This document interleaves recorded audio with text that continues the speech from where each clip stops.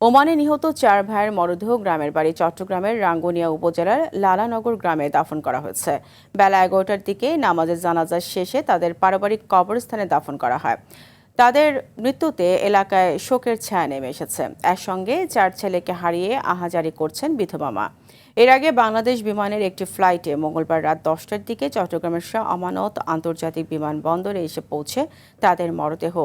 গত মঙ্গলবার রাতে ওমানের আল মিলিদ্দা এলাকার একটি গাড়ির ভেতরে বিষাক্ত গ্যাসে আক্রান্ত হয়ে 4 ভাইয়ের মৃত্যু হয়। নিহতরা হলেন রাশেদুল ইসলাম, শাহেদুল ইসলাম, মোহাম্মদ সিরাজ ও মোহাম্মদ শহীদ।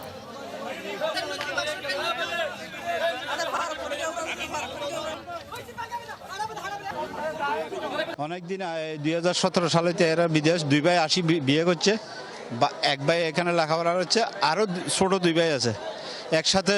এই গত শুক্রবার আসার কথা, মানে দুইজনের বিয়ে ঠিক হয়েছে। বিদেশে কিভাবে মারা গেল সেটা আসলে রহস্য থেকে যায়। এসির লিকেজ থেকে মারা গেছে, তবে আমার মনে হয় না ওইটা। ওখানে যেটা মানে পাইছে ময়নাতদন্তে ওটা হচ্ছে মানে কার্বন মনোক্সাইডে মারা গেছে।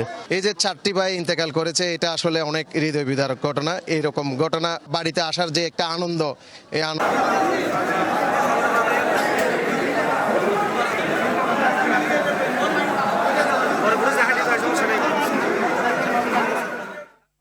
এ বিষয়ে আরও জানাতে চট্টগ্রাম থেকে সরাসরি যুক্ত হচ্ছেন সহকর্মী সাইফুল মাহমুদ।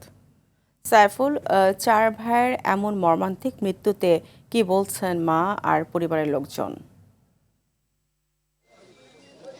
জি ফারিয়া, আসলে যেমনটি বলেছেন, পরিবারের লোকজন আসলে কথা বলার মতো কোনো আসলে সেই ভাষা তাদের নেই। আমরা আসলে চেষ্টা করেছিলাম তাদের পরিবারের কয়েকজনের সাথে কথা বলার জন্য, কিন্তু তাদের পরিবারের পক্ষ থেকে আসলে কোনোই কথা বলা হয়নি।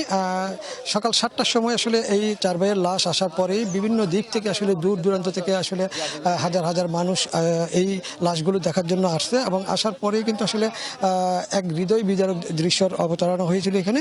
পরবর্তীতে নিহতদের মাকে কিন্তু 2 ভাই নিহত হয়েছে এমনটাই বলা হয়েছে। আসলে 2টি লাশ দেখানোর পরে আবার 2টি নেওয়া হয়েছে, কিন্তু একসাথে 4টি লাশ কিন্তু তাদের মাকে দেখানো হয়নি। তাদের মাকে কিন্তু দেখানো হয়েছে 2টি লাশ, এবং তিনি এখনও জানেন তার 2 সন্তানই কিন্তু নিহত হয়েছেন।